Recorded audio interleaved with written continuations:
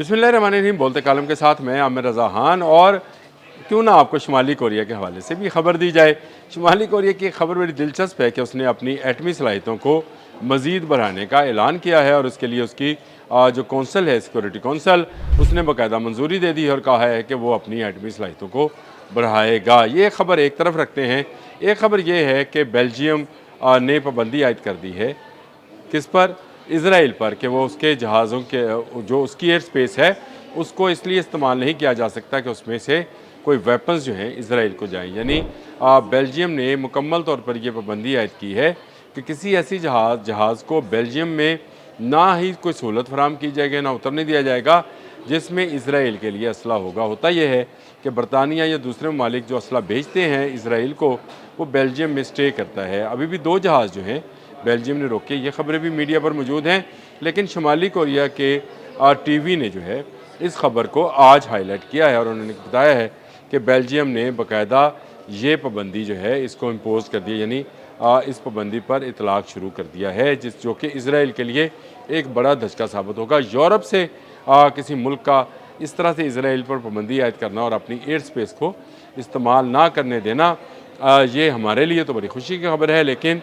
Israel के लिए एक अलार्मिंग है कि आहिस्ता आहिस्ता यूरोप उसके चुंगल से बाहर निकल रहा है। बेल्जियम ने ईरान पर होने वाले हमले को गैर कानूनी करार दिया था और कहा था कि नेतन्याहू गलत कर रहे हैं कि वो ईरान पर हमलावर हैं, और अब इसलिए उन्होंने बरतानिया से आने वाले 2 जहाज़ों को जो है रोका है। होता ये रहा है कि बेल्जियम आने वाले जो जहाज़ थे वो रुकते थे, यहाँ से फ्यूल लेते थे या बाकी सर्विसेज लेते थे, लेकिन उनको चेक नहीं किया जा सकता था, यानी ये वहाँ से दोबारा फ्लाई करते थे और चले जाते थे।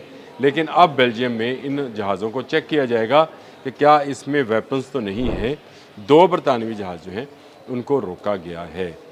ये खबर मैंने कहा मैं ये भी अच्छी खबर है।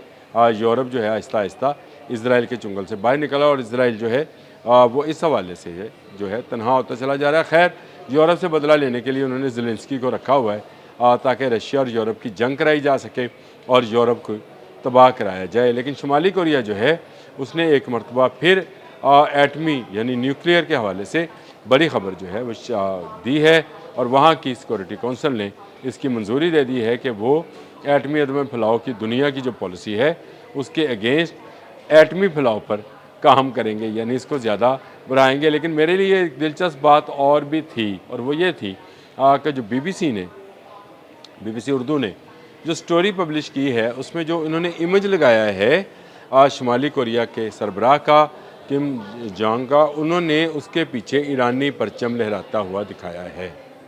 तो क्या शुमाली कोरिया ईरान की न्यूक्लियर के हवाले से मदद कर रहा है? और जो फैलाव की बात की जा रही है उसमें टेक्नोलॉजी ईरान को शिफ्ट करने की भी बात है। ये है वो सवाल जो कि इस तस्वीर को देखकर मेरे जहन में भी आया। यकीनन ये तस्वीर जब मैं आपको भी दिखाऊंगा तो आपके भी जहन में यही सवाल उठेगा कि क्या शुमाली कोरिया एटमी वॉरहेड के हवाले से ईरान की मदद कर रहा है। जो तस्वीर जारी की गई उसमें शुमाली कोरिया के सरबराह के पीछे ईरानी परचम का कोई तुक बनता नहीं है, ख़ासकर उस ऐसी खबर के साथ जो कि एटमी फैलाव के हवाले से हो। उसमें ईरान के का इमेज, ईरानी झंडे का इमेज जो आना है वो एक नए सवाल को जन्म देता है। बल्कि मैं ये समझता हूँ कि शायद ये शुमाली कोरिया ने बता दिया है कि वो सिर्फ एटमी अपने लिए एटमी मवाद को जो है वो वॉरहेड में तब्दील नहीं कर रहा, बल्कि ईरान के लिए भी ये काम कर रहा है।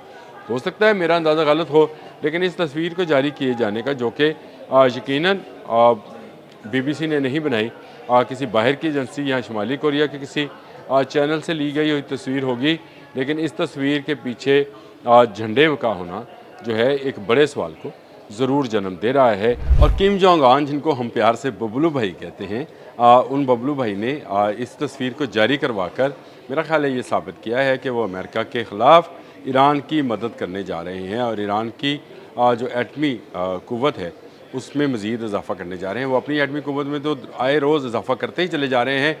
मैंने पिछले दिनों भी एक व्लॉग में ये बताया था कि बहुत तेज़ी के साथ शुमाली कोरिया एटमी आबदोज़ बना रहा है और एटमी मिज़ाइल्स के तजर्बात कर रहा है। उसके ये तजर्बात हर आने वाले दिन के साथ इस तरफ नॉर्थ चाइना की सी की तरफ जापान, कोरिया, ताइवान और अमेरिका के लिए मुश्किलात पैदा कर रहे हैं। आने वाले दिनों में इस तरफ आबने मलाक्का या आबने तोशिमा, ये दोनों शुमाली कोरिया के वजह से बंद होंगी और शुमाली कोरिया इन पर बाकायदा टैक्स लिया करेगा। जापान को इसका इदराक है, इसलिए उसने अमेरिका से कहा है कि किसी न किसी तरीके से शुमाली कोरिया को रोका जाए। लेकिन शुमाली कोरिया को कौन रोकेगा? दुनिया की किसी भी एटमी माहदे में शुमाली कोरिया दस्तखत कुनंदा नहीं है। और उसके ने साफ अल्फाज में कहा कि अगर अमेरिका, रशिया, चाइना या जर्मनी और फ्रांस एटमी क़ुव्वत हैं तो शुमाली कोरिया क्यों एटमी क़ुव्वत नहीं बन सकता है। ये वो मौक़िफ़ है जो मेरा ख़्याल है दुनिया के तमाम ममालिक को लेना चाहिए। अगर ये ममालिक एटमी क़ुव्वत बन सकते हैं, एटमी वॉर हेड रख सकते हैं, तो बाकियों को कैसे मना कर सकते हैं? अगर एक चीज़ इनके लिए जायज़ है तो दूसरों के लिए नाजायज़ कैसे हो सकती है?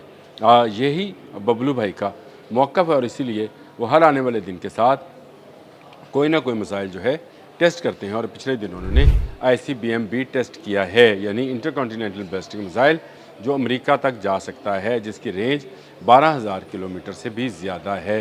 और उन्होंने ये बात दावे के साथ कही कि अगर उन पर हमला हुआ तो वो अमेरिका की ईंट से ईंट बजा देंगे। ये बिल्कुल वैसी ही बात है जैसे ट्रंप ने कहा है कि अगर उन पर हमला हुआ तो वो ईरान पर हमलावर होंगे। लेकिन शुमाली कोरिया तो खुल्लम खुल्ला ये बात कर रहा है कि वो एटमी वार हेड बना रहा है। वो आए रोज़ बैलिस्टिक और क्रूज़ मिसाइल्स के नए नए तजर्बात कर रहा है।